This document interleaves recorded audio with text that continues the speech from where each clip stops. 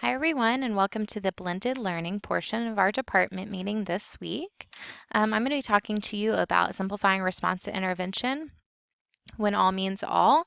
We're going to have Mike Matos, the RTI guru, here in January, and we're also going to be working with RTI principals in our focus meetings for our English curriculum focuses. So this is just to help us get started and get ready. To do some great things, some more great things at CTHS next semester. So the first thing that we need to do is pause this video and take the school culture survey that is on our PowerPoint slide. These are totally anonymous, so just answer as truthfully as possible. Okay, so the first thing that we want to talk about is the third base student. So this is a metaphor that's used a lot throughout PLC and RTI. A third base student is going to be one that can just kind of step up to the plate and hit a triple, or they just need a little bit of help getting home. Our other kids are going to need help every step of the way. They're going to need help all the way to first. They might need us to carry them to first, second, third, and hopefully finally making it home. So my question is, what kind of students do you have? And how do we help our students who aren't third base kids? The purpose of public schools has changed quite a bit, or should have changed quite a bit over the years. But many of the things that we do in public schools are exactly the same as what we saw in school, our parents saw in school, and so on and so forth. So I have a question, and I'm going to give you four options of why public schools were established. So what were the motives of those who established schools? And identify each statement as either true or false. So let's start with the first one. Public schools were established to sort and select cohorts of people into specific societal roles. So turn to your neighbor, true or false? Everybody have something? All right, this is actually true. Public schools were initially started so that we could figure out who was going to go to what job in what area of society. So the top of the bell curve is the average kid, and those on the far end are the ones that will reach higher education, and the ones on the other end just are going to be lower, and they're going to do lower and more menial jobs. So the teacher's job in this case is to reveal academic ability and not necessarily to develop it. Next, public schools were established to protect the power of the elite by controlling the economic and political ideas of what would be taught to students. There's probably some disagreement on this. I tend to think that that's pretty true. The power of the majority is definitely important in schools culturally over the years. We talk a lot about maintaining American culture in schools and what that actually means. But really, the elite for much of our country's history has had the power in public schools. C. Public schools were established to ensure the dominance of Protestant Anglo-American culture over evolving ethnic groups. A lot of what public schools were for was to kind of transmit the majority culture throughout the entirety of the society. So that is true. And D. Public schools were established to ensure that all students learn at high levels. So look to your neighbor and say if you think that is true or false and why.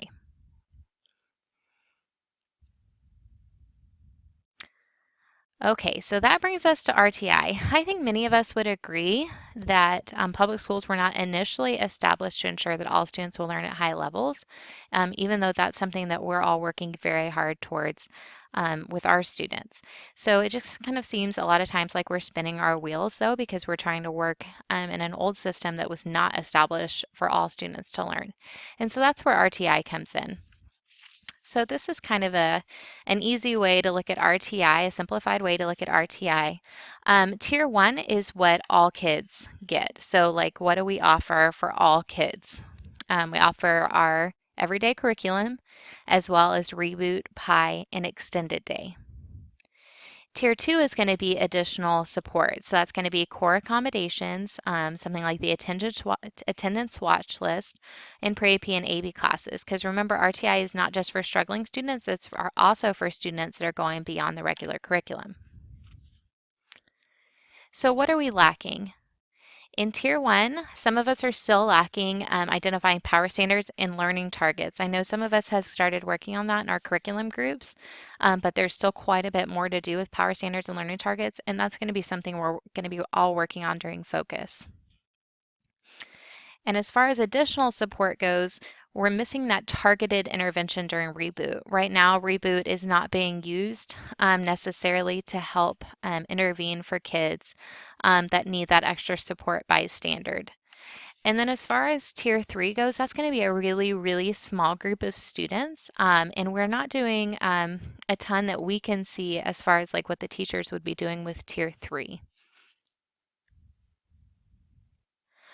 All right, so this is Mike Matos. This is who you guys are going to be, who are all going to be seeing in January. This is a short little video with him explaining why RTI is important. So go ahead and take a watch.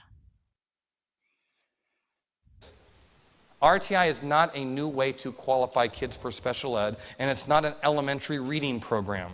And I see that all over the country right now. It's a new way to qualify kids for special ed. No, it's not. The RTI research didn't even start around special needs kids. Do you want to know where the RTI research started from? People asking a question. The question was, what do we got to do to make sure every kid succeeds in school? That's where the research came from. This isn't a special ed law. It's an every kid law. It's about providing kids what morally they deserve. That's what we're talking about here. And how do we do it? Well, we're going to talk about that next. But before we go forward, I want to ask you two questions. Number one, we've spent almost an hour together now. I have tried to share a compelling case with you of why what we're doing in the past is wrong and why we got to do some things differently today.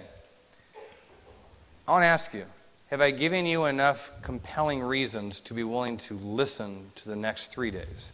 You see, if you don't see a compelling reason to change, why would you care about how to change? And I'm fearful across America that right now what we're doing to most teachers is this. We're telling them what to do and how to do RTI, but we're not talking about why. And if teachers don't understand why, they shouldn't care about the what. And you as participants as we learn, if you don't understand the why of RTI, why would you care about the what? You'll be doing it just because it's a federal mandate, and that's compliance. And trust me, you will fail because you're doing it for the wrong reason. Okay, so that gives you a really good introduction to Mike Matos and the why of RTI. And most importantly, as far as the why of RTI, if it's just a matter of what I can do to make sure, to make sure that I'm checking off the boxes, then it's not going to work long term. This is an entirely different way to look about how we're approaching intervention and really saying that every kid needs to learn at high levels every day. So we have a lot going for us at CTHS as far as intervention that is built into the school day. So many of the schools that we went to our conference with didn't have anything close to what we have, and that is a huge obstacle that we have to overcome, that they had to overcome, but we already have a lot going for us there. So it's going to be more of a restructuring instead of doing everything totally different and having to start the schedule over from scratch. So, what do you see as the difference between Pi and Reboot? So, take a second to talk to your partner or your shoulder buddy to see what you think the difference is between Pi and Reboot. Okay, so now that you've done that, talk to your partner about how we can use this time to ensure that all kids will learn at high levels. So something that we have been talking about is Pi time, the difference between Pi time and Reboot time.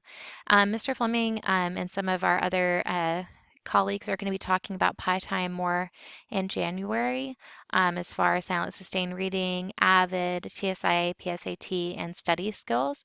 But what we really want to focus on is Reboot. And what I kind of want to start prepping you for, and many of us have talked about this already in our PLCs. So we really want Reboot to be targeted intervention with some basic structures. There's going to be a certain amount of student and teacher choice. So right now, Students are going into Reboot. They get to sign up for whatever they want. And many of you already tell them you have to come into Reboot sometime this week or tomorrow, whatever. So we're just going to be putting a little bit more structure in that. And it's going to become more of a skill issue as opposed to a will issue. So skill means like they actually cannot do the skill, the standard that we're working on, and they need intervention as opposed to a behavior problem. So during our PLCs, one of our questions that we ask in our PLC is what will we do if students don't learn it the first time? And so during our PLCs, we're really going to put a lot of our resources for intervention, pull a lot of those resources from our PLC time. So it's not going to be another prep, it's not going to be another lesson, but we're going to be preparing for this during PLC to make sure that kids get what they need. There's going to be a lot of CCS support. I already work with a lot of our struggling learners, but it's not as systematic. So I'm usually with our 45 students during Pi and Reboot time.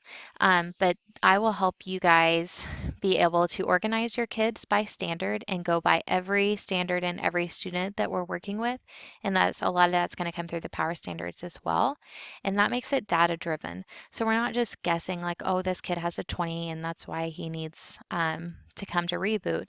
Yes, that's important, but more importantly, we really want to look at by skill. So we really need to look at standards and what kids need on a day-to-day basis to make sure that they are learning at high levels. Okay, so the last thing that we want to do today is make sure that we're giving our kids the recognition that they deserve.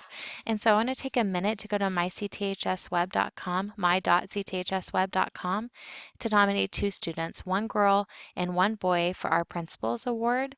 We really, really want to recognize our kids for all of the hard and amazing work that they're doing. So if you could go ahead and get a student in mind, get 2 students in mind, and nominate them for the Principals Award so we can start building that culture of recognition as well. Thank you guys so much for being part of our screencast today and for being patient with me. And I look forward to seeing you all and working through these standards in January.